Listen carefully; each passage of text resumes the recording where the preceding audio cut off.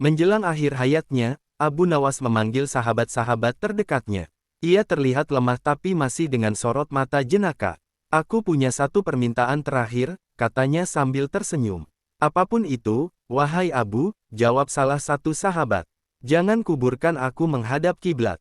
Kuburkan aku menghadap langit. Semua yang hadir terdiam. Ini jelas permintaan yang aneh, bahkan mungkin dianggap menyalahi tradisi. Tapi Abu Nawas segera menambahkan, kalau nanti malaikat datang bertanya, aku bisa langsung menjawab ke atas. Biar singkat, efisien, dan tidak perlu memutar badan. Orang-orang tertawa getir. Di ambang maut pun, Abu Nawas masih menyisipkan kelakar. Namun setelah wafatnya, para sahabat bingung, apakah wasiat itu benar-benar harus dilaksanakan. Akhirnya, mereka mendatangi seorang ulama bijak di Baghdad. Sang ulama hanya tersenyum dan berkata, jika itu kehendak Abu Nawas, laksanakan. Siapa tahu ia memang punya jalur khusus ke langit. Akhirnya, Abu Nawas dikuburkan dalam posisi yang tidak biasa. Anehnya, tak lama setelah pemakaman, seekor burung putih terbang rendah dan berputar-putar di atas makamnya, seolah menandai bahwa ada sinyal langsung ke langit dari sana. Hari wafatnya Abu Nawas adalah hari yang kelabu bagi banyak warga Baghdad. Lelaki yang sering membuat orang tertawa, kini terbujur kaku. Tapi keanehan terjadi saat jenazahnya hendak dikafani. Wajah Abu Nawas tampak tersenyum.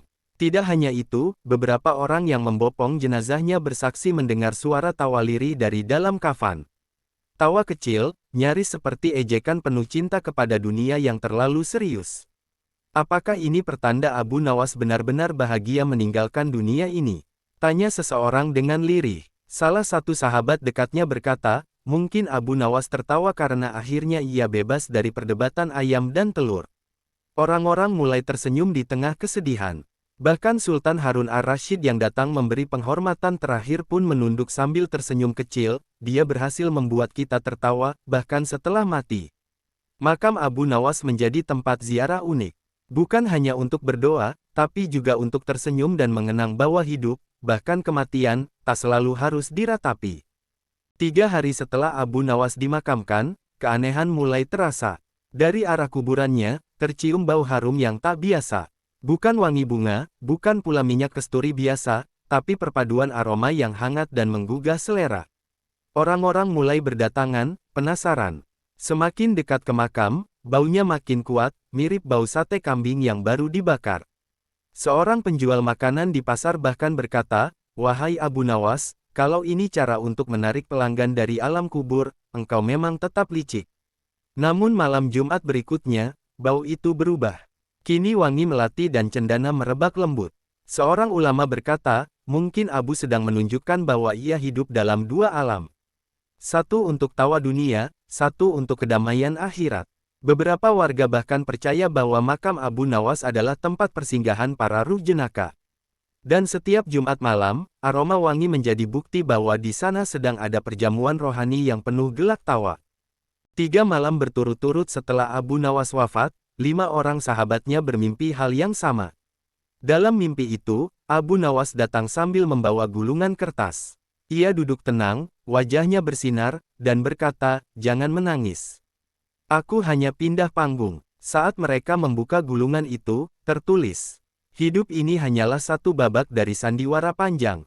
Aku, Abu Nawas, hanya keluar dari panggung dunia. Tapi tawa itu tetap kalian jaga, karena itulah warisanku. Yang aneh, kelima sahabat itu ternyata mendapat mimpi yang sama, pada malam yang sama, dengan isi surat yang sama. Mereka pun berkumpul dan menceritakannya. Semua terpana. Sejak saat itu, di makam Abu Nawas selalu ada yang membaca puisi, bercerita lucu, atau merenung sambil tersenyum. Sebab bagi mereka, Abu Nawas tidak pernah benar-benar mati, ia hanya melanjutkan pertunjukan di alam lain. Hari pemakaman Abu Nawas cerah. Langit biru tanpa awan. Namun saat jenazahnya dibawa menuju pemakaman, langit mendadak mendung tapi hanya di atas keranda. Anehnya, dari mendung itu hanya turun 1 titik hujan. Titik itu seolah mengikuti jenazah, seperti payung air yang berjalan di atas Abu Nawas.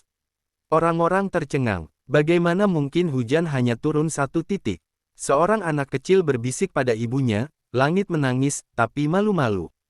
Seorang penyair berkata, Tuhan menitikkan air mata. Bukan karena Abu mati, tapi karena dunia kehilangan tawa. Sampai jenazah dimasukkan ke liang lahat, hujan satu titik itu tak berhenti.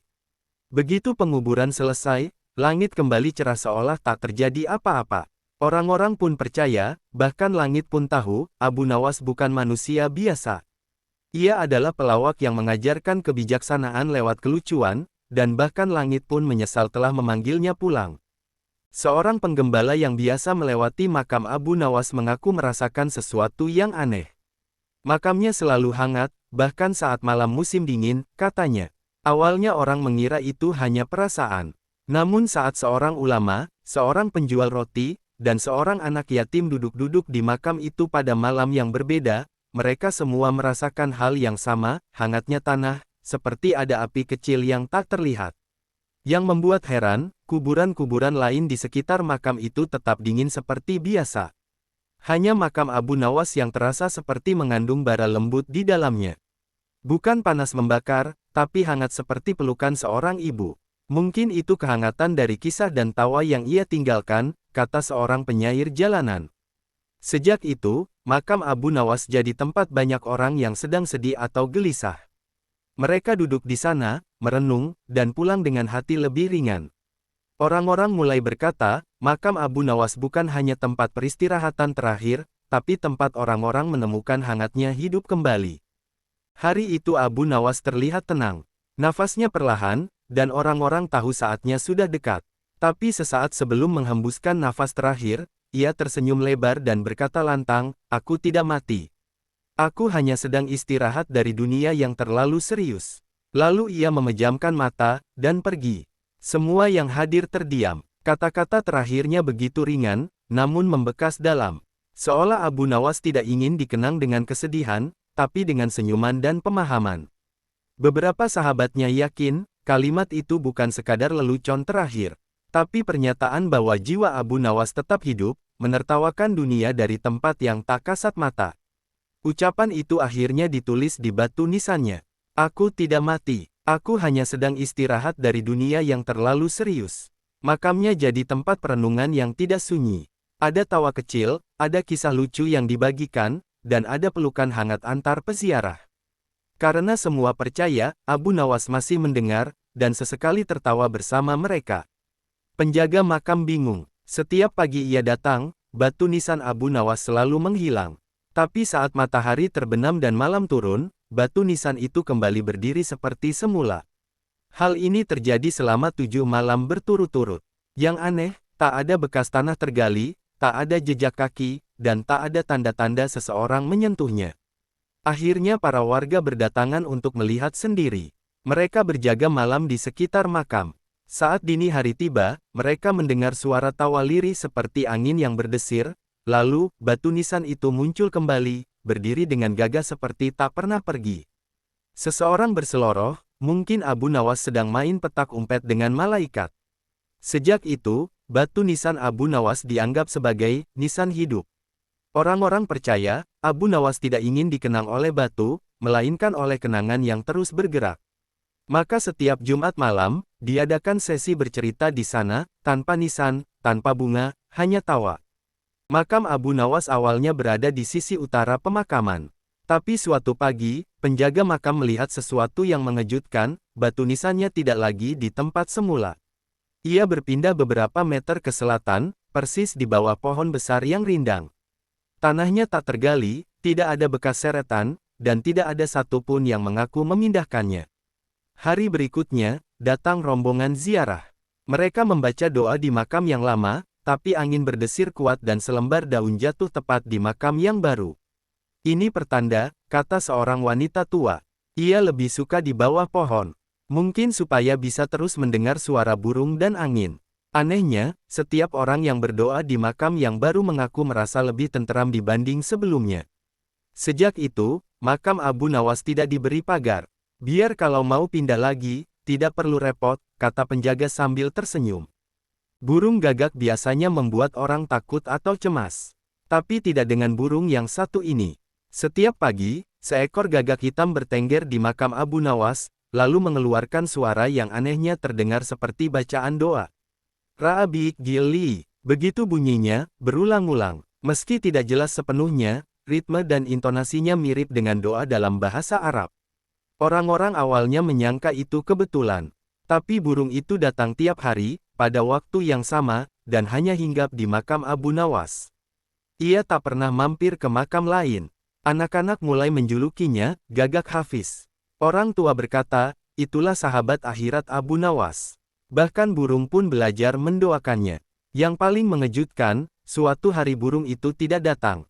Tapi saat senja, terdengar suara tawa pelan dari arah makam, lalu angin berhembus lembut seolah membawa pesan, hari ini, aku yang gantian mendoakan kalian. Ketika jenazah Abu Nawas hendak diangkat ke atas keranda, para pengusung bersiap dengan sungguh-sungguh. Mereka tahu tubuh Abu Nawas tidak kecil, dan bersiap dengan tenaga penuh. Tapi saat mereka mengangkatnya, tidak terasa berat sama sekali. Ringan, seolah mengangkat kantong berisi kapas. Apa kita salah angkat? Bisik salah satu di antara mereka. Mereka periksa. Ya, jenazahnya memang ada di dalam kain kafan. Tapi entah mengapa terasa seperti tak memiliki bobot. Orang-orang mulai berbisik. Seorang ulama berkata pelan, mungkin Abu Nawas telah menertawakan seluruh dosanya hingga habis. Tak ada beban yang tersisa. Yang lain berkata, atau mungkin amal-amalnya yang tersembunyi selama ini membuat tubuhnya seringan cahaya. Saat keranda dibawa berjalan, bahkan anak-anak kecil ikut membantu mengusungnya tanpa kesulitan. Sejak itu, setiap pengantar jenazah di Baghdad selalu berharap memiliki akhir seindah Abu Nawas, tubuh ringan, hati ringan, dan tawa yang tak hilang. Pada saat jenazah Abu Nawas disemayamkan di rumahnya, keluarga dan sahabat sudah mulai berdatangan untuk memberi penghormatan terakhir. Ruangan dipenuhi tangis dan doa. Namun mendadak, tubuh Abu Nawas bergerak. Matanya terbuka, ia menarik nafas panjang, lalu bangun perlahan sambil berkata, aku lupa mematikan lampu rumah. Semua orang sontak berteriak kaget. Beberapa lari keluar, ada yang pingsan, dan ada pula yang langsung bersujud membaca ayat kursi. Tapi sebelum ada yang sempat bertanya, Abu Nawas kembali rebah dan tak bergerak lagi. Ia wafat, kali ini, benar-benar wafat. Setelah kejadian itu, banyak yang bingung. Apakah Abu Nawas benar-benar hidup kembali sesaat, atau itu hanya keisengan terakhirnya? Seorang muridnya tersenyum getir, mungkin ia hanya ingin memastikan kita tetap waspada, bahkan saat kehilangan. Akhirnya rumah Abu Nawas dikenal sebagai satu-satunya tempat duka yang pernah menjadi tempat kehebohan luar biasa karena orang yang wafat sempat bangun kembali untuk mengingatkan tentang lampu. Setiap malam Jumat, para penziarah yang datang ke makam Abu Nawas melaporkan satu hal yang sama, muncul bayangan samar di atas nisannya. Bayangan itu duduk bersila, membelakangi mereka, seakan sedang bermeditasi atau mungkin, merenung. Sesekali, terdengar suara tawa pelan. Bukan menyeramkan, justru hangat dan bersahabat, seperti tawa seseorang yang baru saja mendengar lelucon cerdas yang tak bisa dijelaskan. Beberapa berusaha mendekat, namun bayangan itu perlahan menghilang. Tidak pernah ada jejak, tidak pernah ada jejak langkah atau bekas tanah terinjak. Seorang anak muda yang biasa menceritakan kisah-kisah Abu Nawas di malam Jumat berkata, mungkin itu ruhnya yang masih ingin ikut tertawa bersama kita. Yang menarik, setiap kali bayangan itu muncul, orang-orang yang hadir merasakan damai. Tidak takut, tidak merinding, justru hangat, seolah dia datang hanya untuk memastikan bahwa tawa masih hidup di bumi, meski ia sudah tidak ada.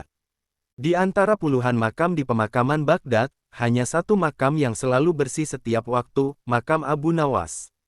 Tak pernah ada dedaunan, debu, atau lumpur yang menempel. Padahal tidak ada penjaga khusus yang merawatnya, dan tidak pernah ada yang terlihat membersihkan. Musim hujan datang, tanah sekitarnya becek, tapi makam Abu Nawas tetap kering dan bersih. Musim gugur pun tiba, daun-daun beterbangan, tapi tak satu pun jatuh di atas nisannya. Orang-orang heran, mereka coba menabur daun kering di atasnya, tapi daun itu terbang sendiri saat ditinggalkan. Seorang kakek yang dulu pernah dibela Abu Nawas berkata, ia tidak suka repotkan orang lain. Bahkan setelah mati, dia bersihkan sendiri makamnya. Ada pula yang percaya bahwa keikhlasannya selama hidup membuat bumi enggan mengotori tempat peristirahatannya. Kini makam itu tak lagi hanya tempat ziarah. Orang-orang datang, duduk di sekitarnya, dan merenung, bagaimana bisa seseorang yang dicurigai gila justru jadi contoh paling bersih dalam hidup dan mati. Seminggu setelah pemakamannya, seorang penjual kurma mengaku melihat Abu Nawas di sudut pasar Baghdad. Ia sedang berdiri di bawah pohon, berbicara dengan seorang anak kecil tentang ayam dan telur. Wajahnya persis, suaranya juga sama. Bahkan dia memakai jubah khasnya yang bolong di ujung lengan, kata penjual itu. Hari berikutnya, seorang penjual kain juga bersaksi melihat Abu Nawas sedang menawar kain dengan gaya bicara yang khas. Aku tahu dia sudah wafat, tapi itu dia. Aku bahkan melihatnya tersenyum padaku. Kabar ini menyebar. Sebagian menyebutnya ilusi, sebagian lagi menganggap Abu Nawas belum benar-benar mati. Mungkin ia hanya menyamar sebagai orang mati, seperti biasanya ia menyamar jadi orang gila untuk menyindir penguasa. Sultan Harun ar-Rasyid sendiri tersenyum saat mendengar kabar itu. Kalau benar Abu masih muncul di pasar, pastikan dia tidak mencuri ayam, katanya sambil tertawa. Orang-orang akhirnya sepakat, jika Abu Nawas masih terlihat di pasar, itu berarti Tawa belum mati. Dan mungkin, sebagian dari jiwanya memang memilih untuk tetap tinggal di Baghdad.